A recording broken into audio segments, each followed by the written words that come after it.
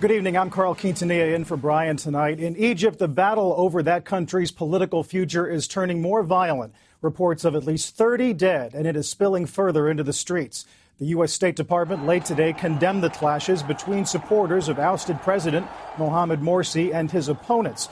The crowds throwing stones, firing guns. In short, all-out mayhem on a key bridge crossing the Nile River. Our team in Cairo has been witness to the chaos all night, watching it unfold. And we begin with NBC's Ayman Mohideen. Ayman, good evening.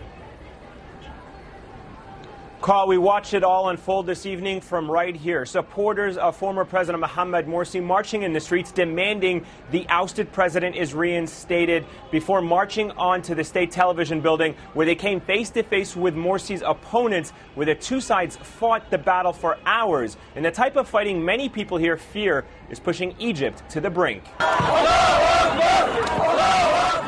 It began with two sides taunting each other just yards apart on Cairo's most important bridge.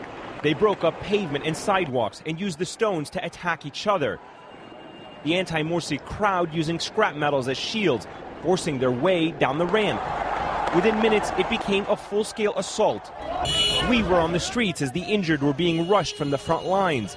From our balcony, we saw a Muslim Brotherhood supporter firing his gun, then reloading to shoot again.